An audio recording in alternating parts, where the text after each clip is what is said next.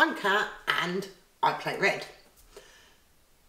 Today we're looking at the card game of a card game. Woohoo! Yeah, you'll see what I mean. We are looking at Masters of the Renaissance, Lorenzo el Magnifico the Card Game, though we like to call it the Marble Game, designed by Simone Luciani and Nestore Mangore and produced by Cranio Creations. Let's have a look at it. In Masters of Renaissance, you would take on the role of an important citizen in Florence, trying to increase your fame and prestige. Gain materials from the market and then use them to buy cards. Cards will give you powers that will allow you to transform your resources, allowing you to store them in your strongbox. However, while doing this, don't forget to show your devotion to the church, else you'll miss out on scoring opportunities. Players will take it in turn to perform one of 3 actions. The first of which is to take resources from the market. Each market marble represents a resource depending on its colour. This is also shown at the bottom here. So grey is for your stone, blue for shields, purple for citizens, yellow for gold, red for faith, and white, which at the moment gives us nothing. Choose a row or a column and take all of the depicted resources. So I'm going to look at this top row here. I take 1 shield, 1 gold and 2 ore. And for now, I'm just going to pop them to the side here. Once you've taken all of your resources, you must take the marble from the side here and slide it into the row or column you just took from. Push it in where the arrows show you and another marble will pop out. This will be our spare marble for the next turn. Faith is a slightly different resource to the rest and is just marked on your faith track at the top of your board here. So while I took physical resources for the other things, if I'd taken a faith, I'd just move up 1 there. But I didn't take a faith, I took these resources. All physical resources you take from the market must now go into your warehouse here. The warehouse is divided into 3 sections and has very strict rules. You can only place 1 type of resource in each section, so I can't do that. You cannot have the same resource in more than 1 section, so I can't do that. So the resources I got were the 2 stone, a shield and a gold. So I'm going to pop them there for now. However, in your turn, you can always move resources around in your warehouse. You can always discard resources that you cannot or don't want to store. However, all other players will receive 1 faith point for each resource you discard. You must always take every available resource from the market. The second action is to buy a development card. All cards have a cost shown at the top here. These resources can be paid from your warehouse here, your strongbox here, or a mixture of both. Give the resources back, take the card and then place it into one of your 3 available slots on the player board. So I've got 2 shields. I'm going to take, this card down at the bottom here with a cost of 2 shields and pop that on my board. I'm going to put it there for now. There are 3 levels of cards as indicated by the dots on the banners here. So these are our level 1s, our level 2s and our level 3s. A level 1 card must always be placed into an empty slot on your player board. A level 2 must go on top of a level 1 and a level 3 on top of a level 2.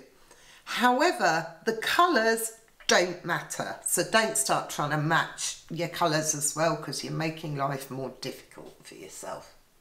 The third and final action is to activate production on your player board.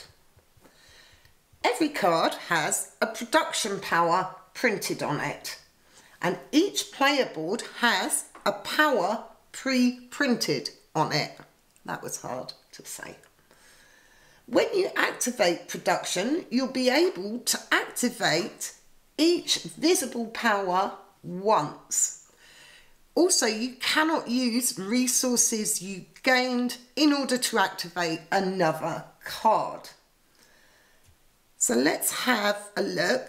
I can do 2 for 1 and I can trade 1 gold for a faith point. So I'm going to trade 1 gold for a faith point.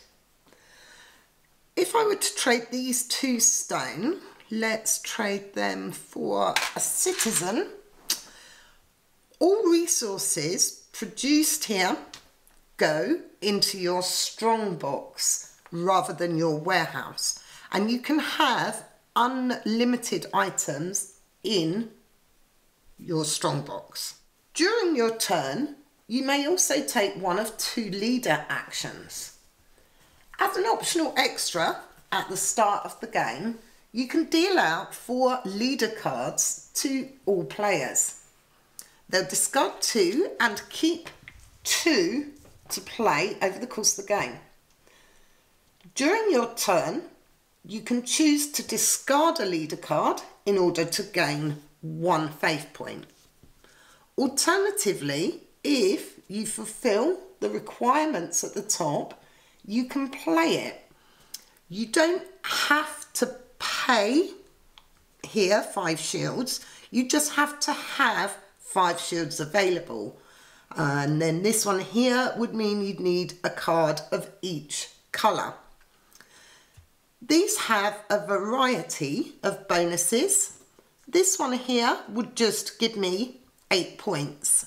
Anything you see in this golden frame here indicates points. This one here would actually allow me some extra storage, so I can pop gold on here over the course of the game. And there's various leader cards with various abilities. Let's have a look at our one slightly mysterious resource, which is faith. So each player board has this faith track at the top, which has 3 Vatican reports. At the end of each zone, there is a little Pope space. When a player gets to that Pope space, a Vatican report occurs and scoring will happen. All players will check to see if their faith marker is within this scoring zone marked here. So for the first one, it's here, then here, and finally here. If players are within this zone, they're going to flip that tile over and gain the points shown at the end of the game. However, if I were to hit here and another player was still back here, they just lose that scoring tile. Each of the zones is only activated once over the course of the game when the first player hits each of these Pope spots on the board. So let's have a look at a few turns and see what we can do. So I'm gonna, this is a nice column, so I'm gonna go here.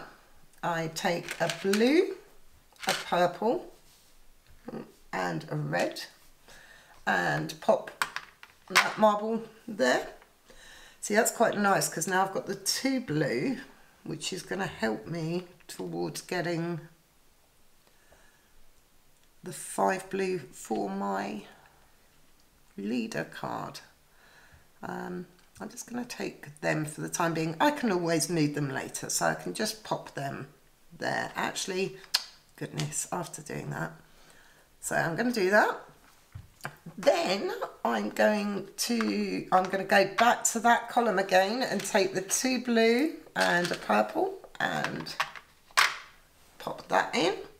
So these are going to go in my warehouse. Now I can't actually take any more blue or purple because I'm completely full. So let's see what we can do about that. I'm actually going to use these. Oh, I can afford this one. Not that it helps me because, I don't know. I'm going to take this. As I said, don't forget you can take resources from both spots. So this one's going to cost me 3 citizens. So take 2 from there and the 1 from there and the 3 shields. And I'm going to take this card. Now, because this is a level 2 card, it must go on top of a level 1 card. So it's going to go there. I'm going to just do that so we can see there's 2 cards there. And what else? Oh, well, I kind of need stone at this point. So I'm going to go here and take a gold and a stone. And pop that there. And then I can use my powers. So I'm going to use this stone to get 2 citizens and a faith. And don't forget, those citizens go down into my strong box, freeing up space in my storage. Back to the market, I'm going to take this column so I get a citizen and a gold, at which point I can then afford this card for 3 citizens. So take them, pop that on my board in an empty slot, and then if I run production I can pay 2 gold for a citizen, oops, a shield and a stone, and they go in my strong box. So I need a gold for down there, so I'm going to go here and take a stone, a citizen and a gold. Ooh, but now I'm filling up, and I can then pay a shield, a citizen and gold for this card on an empty spot, don't forget. Play will continue like this until you start having a much fuller board. Now when I run production, I can do this ability, this one, and this one. If a card is covered, it counts for some things, but you're not going to be able to use its ability.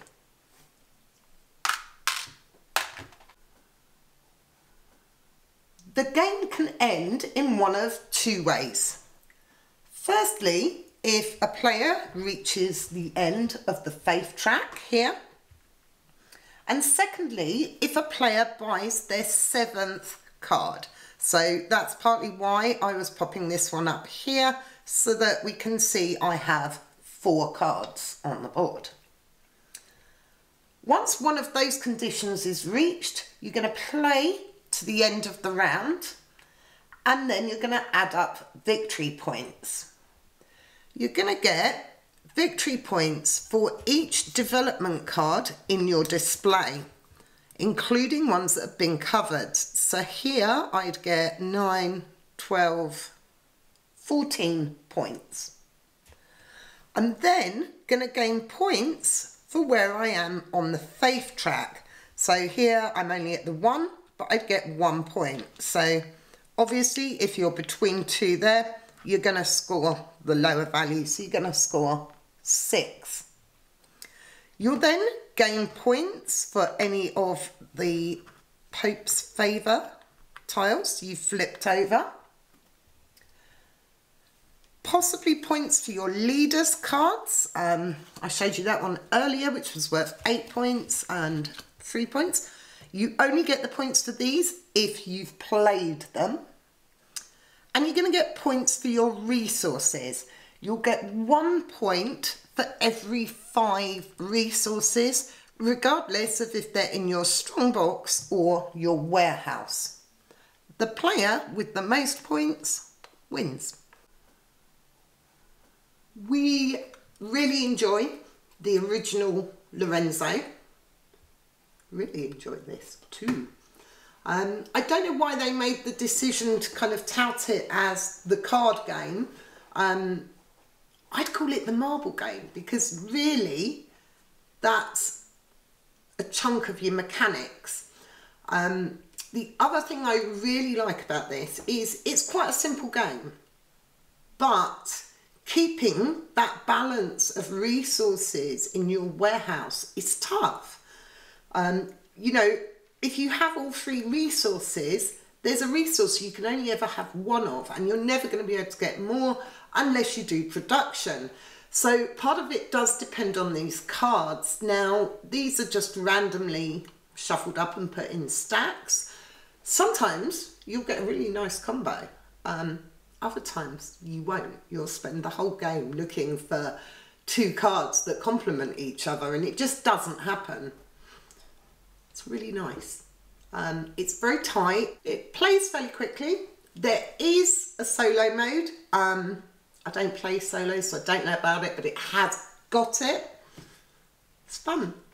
We like the little marble thing.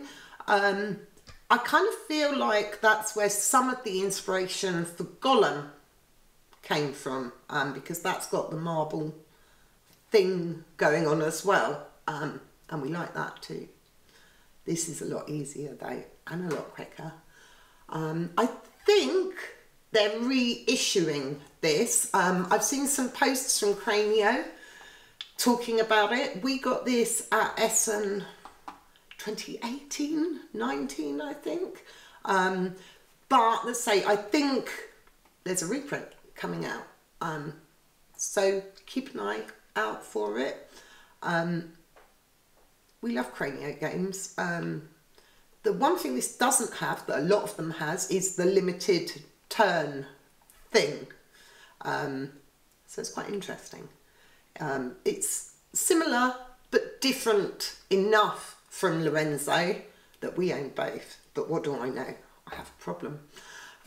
So that is Masters of Renaissance from Cranio Creations, out now. Hope you enjoyed this video. If you did, click like, subscribe, thumbs up, all that stuff. Come and say hello on Twitter, Facebook, Instagram at iPlayRed. Thanks for watching. See you next time. Bye.